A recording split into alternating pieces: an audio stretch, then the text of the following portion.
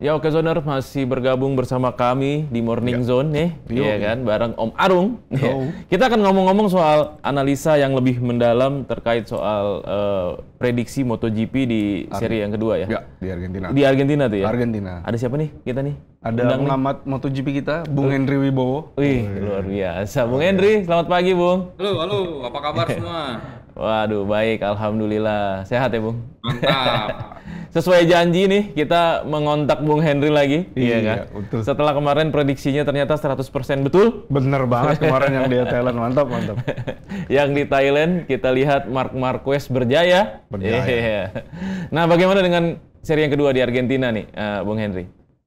Ya, ini sirkuitnya Termas de Rio Hondo. Kalau kita bicara sejarah, ini sirkuit yang Marc Marquez banget lagi nih. Total dia sudah menang 3 kali dan berstatus sebagai pembalap paling sering menang ya di sirkuit ini. Dan ditambah dia juga sudah meraih pole position sebanyak 5 kali ya.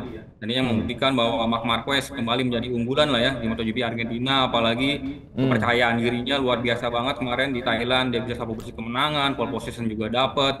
Dan yang menariknya lagi adalah bukan hanya di Argentina, ini di seri berikutnya lagi di Amerika juga adalah sirkuit yang Marc Marquez banget nih. Yang artinya sebenarnya dia sudah punya, seharusnya ya dia sudah menargetkan, wah nih 2 seri berikutnya gue harus sapu bersih kemenangan nih. Dan kayaknya memang dia bakal gaspol lagi nanti di Argentina.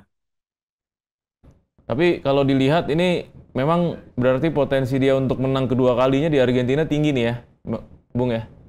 Ya betul, total kalau dia menang lagi di balapan akhir pekan ini berarti dia sudah menang 4 kali ya, karena sebelumnya sudah menang 3 kali. Tapi yang menariknya adalah di Termas de Rio Hondo ini sering juga terjadi banyak drama ya. Kalau kita melihat flashback di edisi tahun lalu, saat itu di main race hari Minggunya ada wet race, ada hujan. Dan kala itu Marco Bezzecchi yang keluar sebagai pemenang. Dan kalau kita melihat ke belakang lagi, banyak sekali lah ya kejutan-kejutan terjadi di Argentina ini. Seperti di tahun 2023 bahkan Alex Espargaro dari Aprilia juga bisa meraih kemenangan. Dan kalau kita tarik ke belakang lagi di 2018, saat itu ada Carl Crutchlow ya dari LCR Honda yang juga meraih kemenangan. Dan yang menariknya dari 2024 dan 2018 ini balapannya ada di trek hujan nih, di trek basah. Nah ini kalau nanti di akhir pekan ini kembali terjadi wet race lagi dan hujan ya, nanti bakal semakin seru persaingannya. Artinya Marc Marquez tidak akan mudah menang di Argentina nanti. Wah, ini faktor hujan tuh berarti. Faktor hujan, tapi kan hujan juga Marquez jago kan? Nah itu juga, ini makanya bakal semakin menarik lah nih, karena memang Marc Marquez juga jago di trek hujan, dan ada beberapa pembalap juga lah ya yang sama-sama kita tahu jago juga di sirkuit trek basah ya, seperti ada Marco Bezzecchi, ada Jack Miller juga yang biasanya di trek hujan ini juga jago banget. Nah, gimana nih kalau soal kan Marquez nih kemarin, kira-kira lawannya siapa nih? Kemarin kan di Thailand adiknya sendiri, kira-kira adiknya ngelawan lagi nggak nih di sini? Ini perebutan ini tempat keluarga nih. Alex Marquez di episode sebelumnya udah kita bahas juga ya, dia kalau bukan tandemnya Marc Marquez ini dia pede banget, sering banget dia justru tampil hebat ya. Dan tentunya di Argentina Alex Marquez tampaknya juga akan bisa kembali bersaing di papan atas. Dan tentunya kita juga tidak bisa melepaskan nama Pecco Bagnaia ya. Tapi Pecco Bagnaia sebenarnya prestasinya di MotoGP Argentina ini tidak terlalu baik. Dan bahkan di tahun lalu saat di wet race dia ada di posisi kedua dan trek hujan tiba-tiba dia jatuh sendiri, dan itu menandakan bahwa memang seperti keberuntungan Pecco Bagnaia ini di MotoGP Argentina tidak terlalu baik. Dan harapannya sih ada pabrikan lain ya selain Ducati yang bisa berjaya di Argentina. Dan kalau kita bicara di kemarin di Thailand ada Aprilia yang cukup menjanjikan ya, ada Ai Ogura rookie yang juga sempat fighting di baris depan, dan juga ada Marco Bezzecchi yang cukup lumayan kemarin ada di posisi 10 besar juga. Dan Marco Bezzecchi ini sangat menarik, kemarin tahun lalu dia menang bersama dengan motor Ducati, dan di tahun ini dia mengendarai motor Aprilia yang kompetitif di Thailand, dan seharusnya layout dari Argentina juga sangat cocok untuk motor Aprilia ya. Dan di atas kertas Aprilia akan menjadi lawan terkuat Ducati ya, dan semoga lah ada persaingan terbuka ya di antara Aprilia dan Ducati. Karena kalau kita bicara kemarin di Thailand ya, mungkin kalau buat yang menonton balapan ini sedikit tanda kutip sedikit boring lah ya, karena Marc Marquez terlalu kuat, dia seperti bermain-main sama Alex Marquez, seperti dikasih duluan, lalu di depan duluan, akhirnya juga disalip. Meskipun sebenarnya Marc Marquez punya race pace yang bagus, padahal kalau sejak di awal lap menyalip Alex Marquez pun dia sudah bisa begitu. Oke. Yang menjadi kuda hitam kira-kira nanti di Argentina siapa, Bung? Yang mungkin di luar radar kita nih dari yang kemarin ya, sama yang sebelum-sebelumnya gitu. Ya tiba-tiba dia bisa nyalip gitu dan tiba-tiba bisa kasih kejutan gitu. Kalau gue tetap berharapnya ada kejutan dari Honda dan Yamaha sih ya, karena Honda dan Yamaha sebenarnya di seri pertama di Thailand sudah menunjukkan sebenarnya motornya nggak jelek-jelek banget lah, tapi masalahnya memang PR-nya ini adalah Honda dan Yamaha belum memiliki motor yang bisa bersaing dengan Ducati, itu sih masalahnya. Tapi seperti tadi yang kita bahas lagi ke belakang, bahwa Argentina ini adalah sirkuit yang penuh kejutan, meskipun Marc Marquez dominan di track ini dengan 3 kemenangan, tapi di beberapa edisi selalu banyak drama ya, dan diharapkan di Honda ada Joan Mir, ada Luca Marini, dan di Yamaha juga ada Fabio Quartararo dan Alex Rins bisa berbuat banyak lah di track ini. Nah, itu kan ini ya nama-nama yang biasa beredar nih. Ogura gimana nih? Kira-kira melesat lagi nggak? Dia rekornya bagus gak sih di Argentina? Kayak menarik banget Ogura. Kemarin tuh dia sempat bilang, bukan sempat bilang sih, sempat diwawancara. Lu apa sih rasanya bisa menang? Dia jawabnya humble banget. Karena timnya bekerja keras. Keren. Asli keren Ogura. Jadi gimana nih Ogura besok? Nggak sombong ya. Iya, Ogura ini memang pembalap yang sangat menarik ya, dan bahkan seharusnya Ogura itu berstatus sebagai juara dunia Moto2 2 kali, karena di 2022 di 2023 ya dia juga nyaris menjadi juara dunia, tapi sayang dia melakukan kesalahan ya di seri terakhir sehingga dia gagal di juara dunia, dan di tahun lalu dia akhirnya bisa merasakan juara dunianya di Moto2 ya. Dan kalau kita bicara penampilan Ogura di seri Thailand memang sangat luar biasa dan begitu mengejutkan lah ya, karena sejauh ini kita sempat berbicara bahwa mungkin ya Sokni Keat-Kantra yang berstatus sebagai pembalap tuan rumah bisa berbicara banyak lah kemarin di seri pertama, tapi ternyata justru sosok seorang Ogura yang bisa kemarin luar biasa banget sih. Dan tentunya dengan kombinasi tadi Aprilia punya motor yang bagus, paket motornya juga cukup kompetitif, dan Ogura tentunya punya kepercayaan diri. Tadi seperti Arung bilang, setelah seri pertama kemarin di Thailand pun dia sedikit merendah lah ya, karena ini kerja keras tim. Dia bilang ini menandakan bahwa Ogura ini pembalap yang sangat dingin lah ya, dia bisa mengatasi semua tekanannya sebagai pembalap rookie, dan tentunya setidaknya ya lah ya di Argentina ini dia bisa kembali fighting di 5 besar ya. Nah, menarik juga nih ya. Menarik juga. Selain Ogura ini, Pedro Acosta kemarin dia masih belum bisa belum bisa tampil bagus lah. Apalagi dia sempat dijelek-jelekin sama orang penggemar MotoGP lah, karena waktu lagi video promosi ditanya kan Marc Marquez, terus dia jawab itu kan kayak sombong ya. Beda apa namanya, beda sama Ogura yang tampilannya tuh merendah gitu, sama-sama rookie. Nah ini gimana nih Acosta nih? Apa dia udah mulai kena tekanan atau gimana? Dia itu Cywar.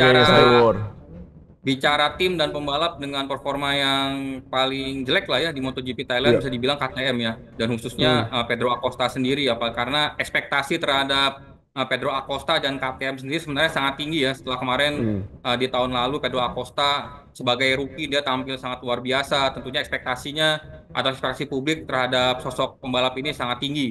Tapi sekali lagi ternyata kemarin di Thailand Pedro Acosta belum bisa berbicara banyak, dan tentunya untuk melihat apakah musim ini menjadi musimnya Pedro Acosta atau bukan, kita harus berpindah track ya, karena memang terkadang seorang pembalap di satu track dia tidak bagus, tapi di track berikutnya dengan kombinasi motornya dan juga pembalapnya ini bisa semakin menjadi kombinasi yang bagus gitu. Nah ini akan menjadi pembuktian apakah Pedro Acosta bisa bangkit di MotoGP Argentina, atau memang jangan-jangan ada faktor KTM kan sebelum MotoGP dimulai ini ada kabar bahwa bukan kabar lagi ya, karena memang benar mereka sedang krisis keuangan begitu. Apakah gara-gara krisis keuangan ini turut mempengaruhi SDM atau juga mungkin investasi KTM terhadap motor tahun ini, sehingga ada penurunan performa dari para pembalap KTM di tahun ini ya. Oke. Kena efisiensi berarti. Iya, kena efisiensi ya. Kadang kan juga mengurangi karyawan terus gitu. Mungkin risetnya juga kurang kali. Risetnya kurang di situ.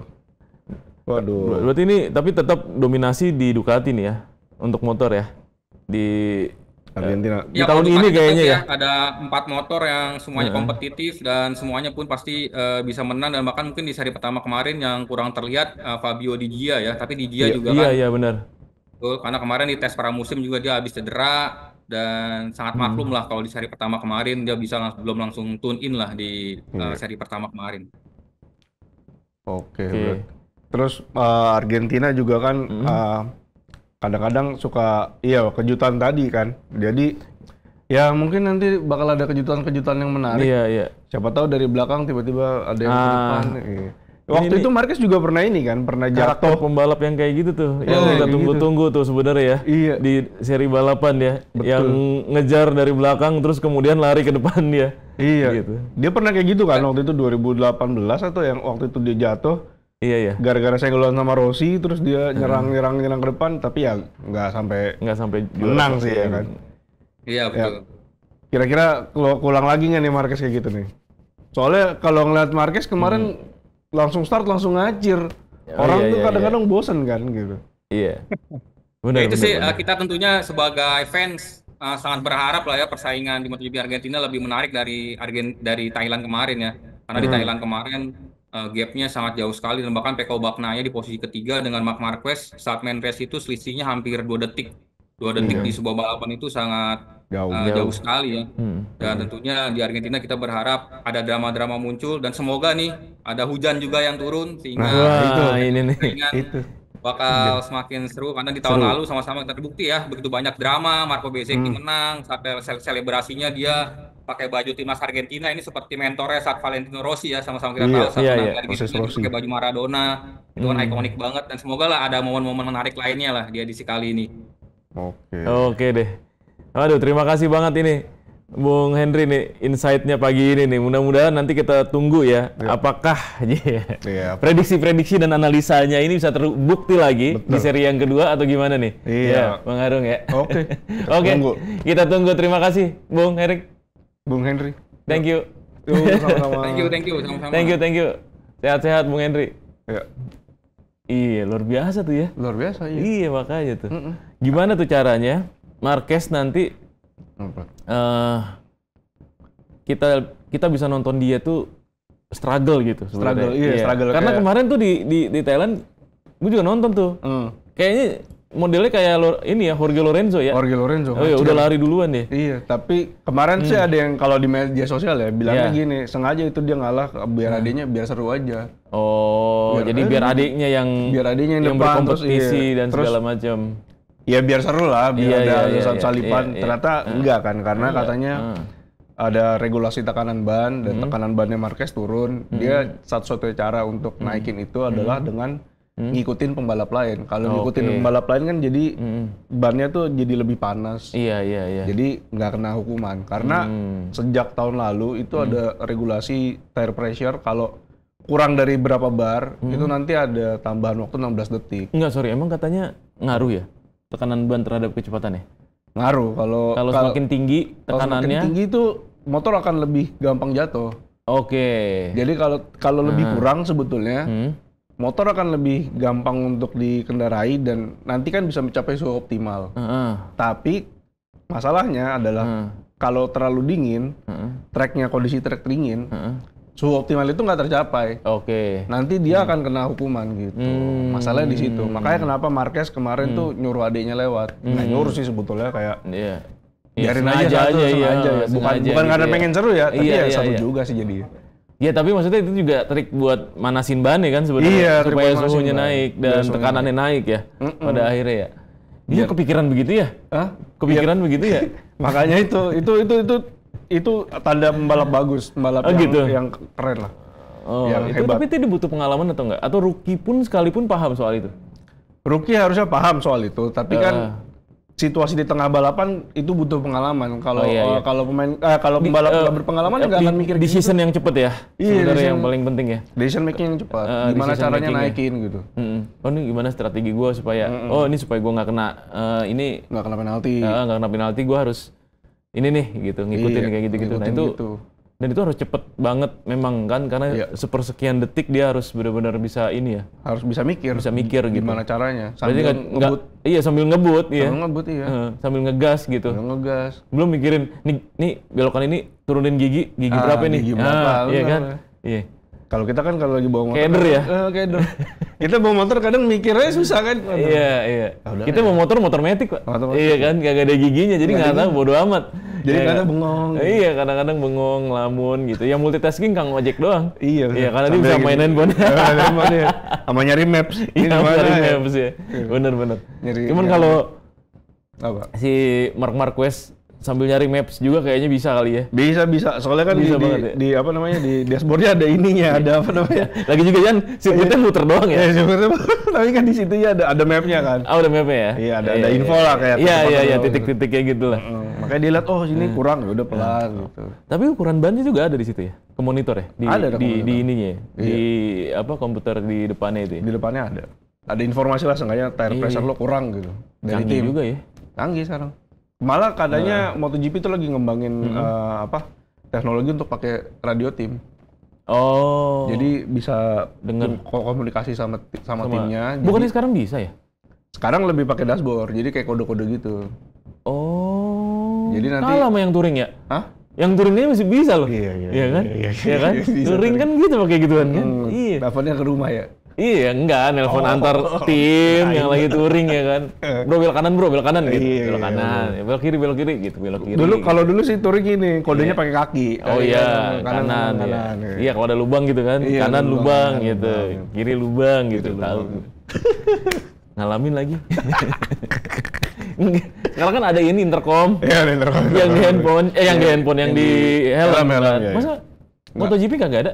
Soalnya ini kemarin kan begitu dicoba ada beberapa pembalap bilang bahaya karena ganggu konsentrasi Oh, kalau berisik. kalau berisik.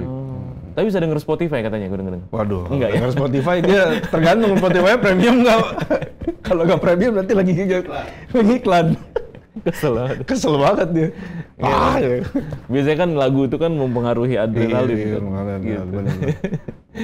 Oke, Zoners. Ini kita ngalor ngidul jadi ngomongnya nih. Tapi nggak apa-apa. Kita tunggu balap ya di seri kedua di Argentina ini. Mudah-mudahan sama serunya dengan yang di Thailand.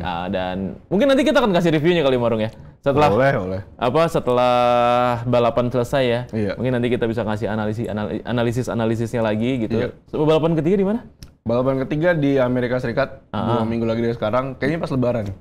Wah, pas Lebaran, cocok nih. Jadi pas libur Lebaran kita nonton MotoGP juga Iya, ya. bener. Oke, Zoners. Ya. Sampai jumpa di episode kita hari ini. Jangan lupa untuk saksikan Morning Zone tetap di jam 8 sampai jam 9 pagi besok. Assalamualaikum warahmatullahi wabarakatuh.